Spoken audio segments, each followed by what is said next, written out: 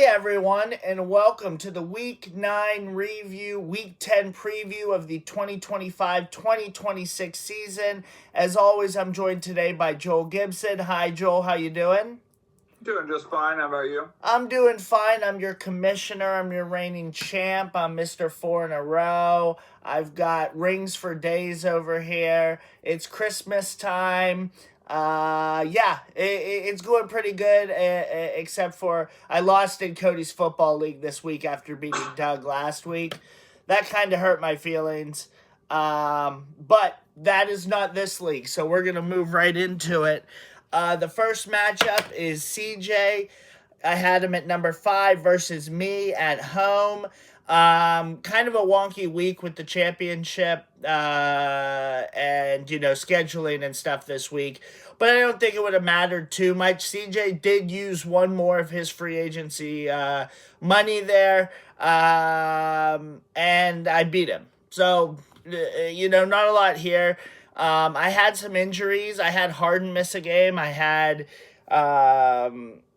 AR-15's been out all week, So I'm a little banged up at the moment, but I hope we can get healthy, especially with my opponent for next week. Yeah, this went about as expected. CJ put up a fight, but it wasn't quite enough. I thought CJ picking Collier back up was big. I thought he could have easily been scooped off the wire this week, but just wasn't going to be enough against you this week. He's still got $2 of ammunition, free agent money left, so he's still fighting. He's still fighting. He's still in the game, as they say. Next matchup might be my favorite matchup of the week. Joel Gibson, number 3, goes down to number 8, Eric. And what I can only describe as a fuck-up of epic proportions by Joel Gibson, sitting players on Thursday. Joel, you have to tell us what happened. Yeah, I just fucked up, guys. I dropped the ball. I thought I had set my lineup after I looked at the transactions for the day, but I realized too late. I sat Kevin Porter on a night where he had, I believe, like 20 and 11. So 11 assists would have been really big. 20 points would have been really big. It would have won me 2-pointers made. It probably would have won me 3-pointers made. It would have won me assists. And there you go. Right there alone, that actually wins the matchup for me. But that said, I really shouldn't have been in it at all, considering I have injuries to a lot of guys right now. Yeah. So I'm not super worried. Eric gets or steals a win. Good on him. But I'm not worried long term. This was just a small fuck up, and I got no one but myself to blame or give credit to. My mistakes happen, my friend. I will say, is there anybody else in this league that you would have rather not made this mistake against than Eric? You. Ooh, okay. All right, fair enough. Fair enough, but you know damn well I would literally have to think that there would have to be some sort of catastrophe that you wouldn't check 37 times, because I know when I'm playing a big level opponent, I'm checking like every hour just to make sure that, oh, my guys are definitely still in there, right? Like they are in there. All right, next matchup is Doug getting it done against Matt. I had Doug at 4 and Matt at 9. Even without Wemby, Matt's team just isn't there right now to compete with Doug. And that's really all you have to say about it. Yeah. Some signs of life out of Bub Carrington has got to be encouraging for Matt. Yeah. But that's about all I got to say to be encouraged by. Steph Curry's been good, but Doug took care of business. This is exactly what we expected. Doug has been a top 3 team this year, and Matt's been a bottom 3. Yep. And it's so funny because I put Doug below you at the 4, and now I'm flipping you 2 again. You're going to the 4, and he's going to move to the 3, obviously, because of the discrepancy in record. But, yeah, I mean, nothing surprising. Also, nothing surprising about the next one. Like I said last week, a lot of these were going to be pretty quick. Kyle, undefeated, takes on Steven. Steven had no chance at all. I kind of feel bad. Now we're getting on to like multiple years of injury problems for Steven, and it's almost like it's a little sad. I know Cody loves Steven's problems, but I just feel I feel bad for him. And Kyle's team is looking pretty good. That's all I got to say. Trae Young is back. Dropped 35 and 9 tonight on Steven's bench. So, So Steven's taking it real serious anyway. I don't know that he's as hurt as we are about it. Yeah, I just want to see all teams compete, you know what I mean? Like, the more teams that compete, the more enjoyable it is from a week-to-week basis. Because then you run into weeks like this where a shocking upset by Joel sitting his players is literally the most exciting thing of the whole week. You know what I mean? I'd much rather see much closer matchups. That being said, Neiman takes care of Jake. Yeah, good job.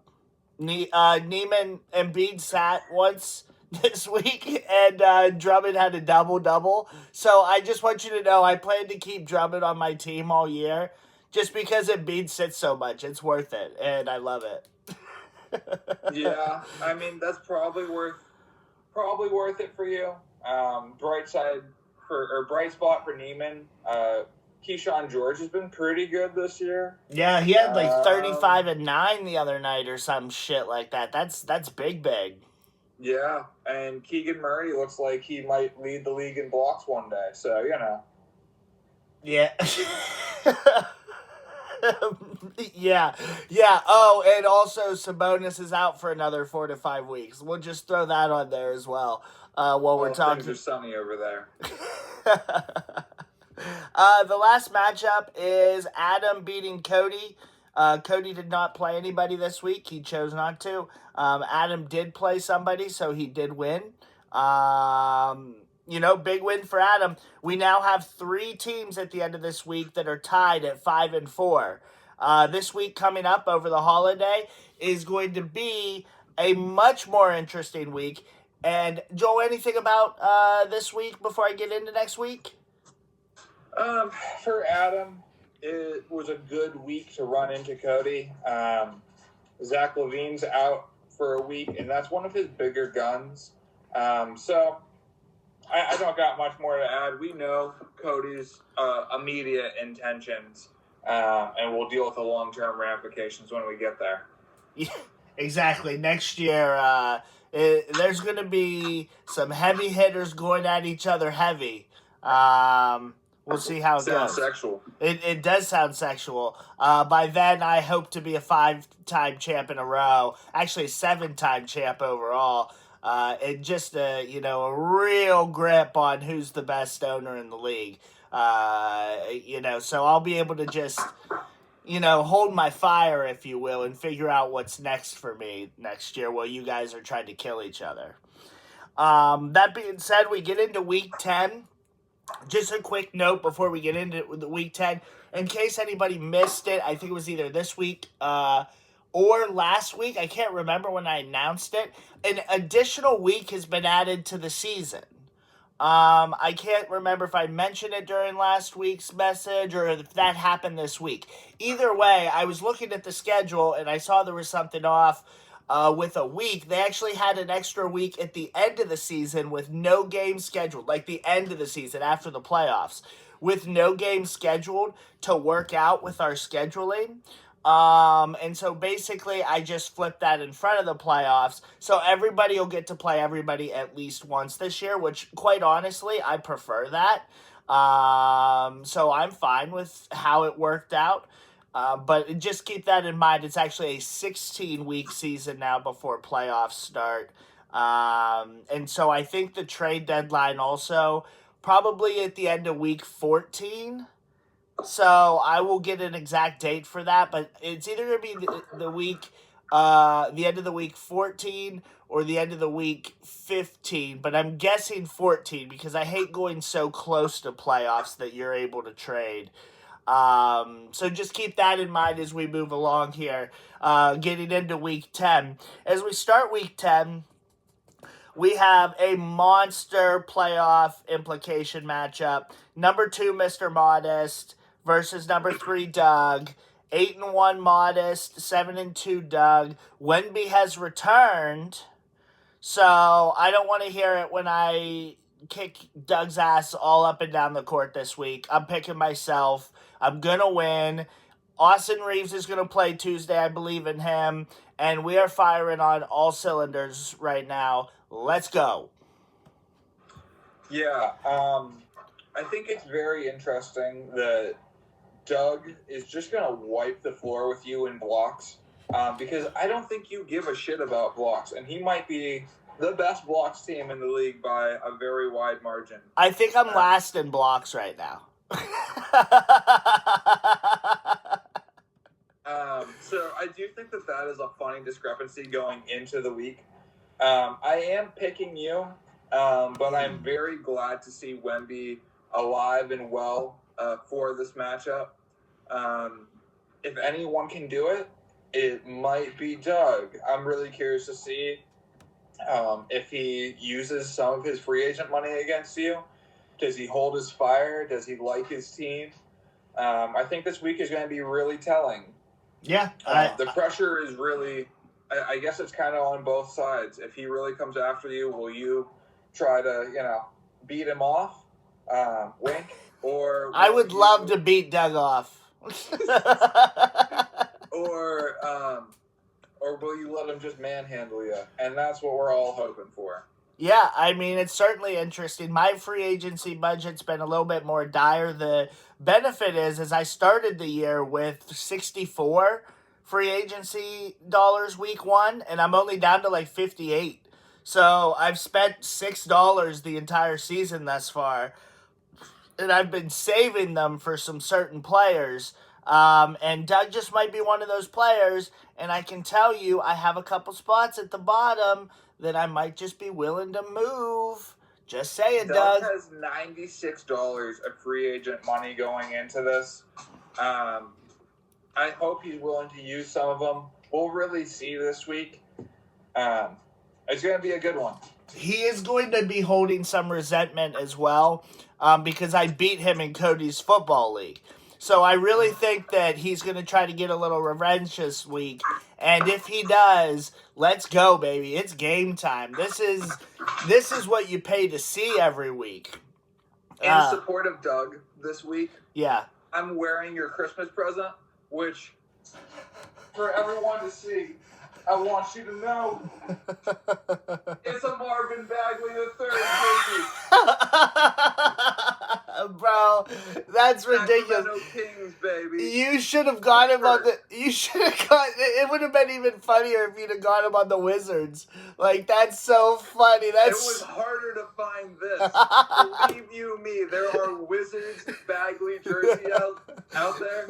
It was hard to find one of these. Bro, it's about 3 or 4 sizes too large for you. Yeah. But it's waiting right here for you. Next time I see you, brother. I will wear it proudly. I appreciate that. That's so funny. That's such a good Christmas present. I'm actually stoked about it because that's just a constant reminder of what an idiot I can be sometimes, And it's Go Doug. Go Doug.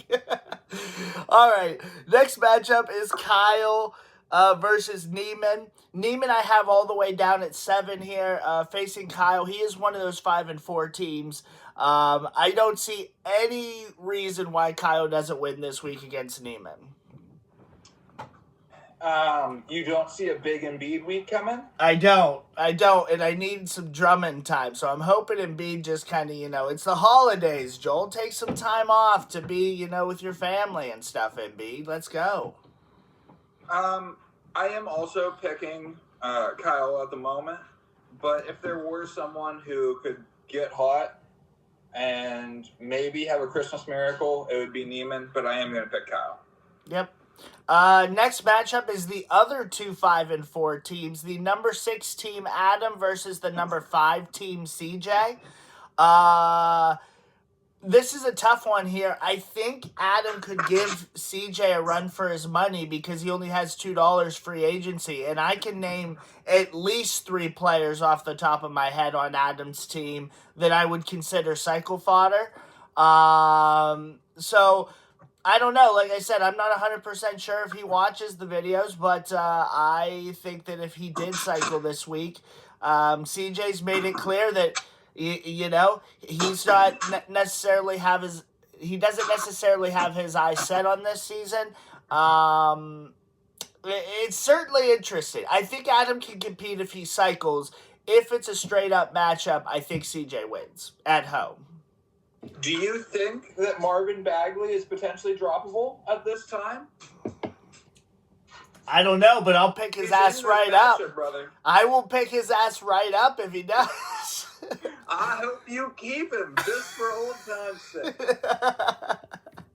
I will ride that train till he retires, bro. I don't care. I have to now. I'm gonna have his jersey. Who are you picking for this matchup? I said if Adam cycles, I pick Adam. If it's just a straight up matchup, I pick CJ. I want to know what do you think is going to happen? That's not answer enough. What do you think is going to happen? Is there going to be a cycle or not? You got to call your shot. All right. I think Adam's going to cycle. He was active on the wire last week. I think he is paying attention right now. I think Adam is going to cycle, and I think Adam can win this matchup. I'm taking Adam. Oh, spicy. All right. I'm going to pick Adam, too. You convinced me. Good luck, Siege. Next matchup is the 9 versus 8 matchup. Matt... who is technically, hold on. How is he? Yeah, literally, Matt is the number 9 team at 2-7 right now. He is 2 games out of the playoff race and 2-7. I was so confused by that number. Versus Eric, who's 4-5. Very respectable, has a 2-game lead on Matt. This is big, if only because I think Eric can lock up the top 8 playoffs right now, this matchup. Going 3 games down and having the tiebreaker here when you only play once a year, I think that if Eric wins this matchup, playoffs will be set for this year. I am picking Eric.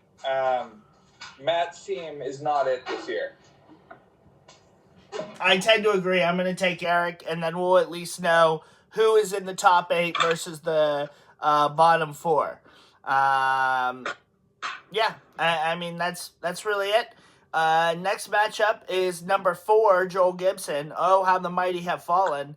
Versus number 11, Steven. Battle of the Homestead Boys. Wow. What we call a rebound, baby. I hope Trae Young lights you on fire. Remember to set all your matchups, but you're still pretty injured. Steven's got some injuries, but he's got Trae Young. I want to believe in Steven. But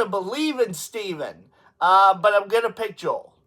Yeah, you should. It is a battle of Banchero versus, no Wagner, which sucks because it would be, they're both the 2 most interesting Magic players. I think that I also have Suggs injured this week.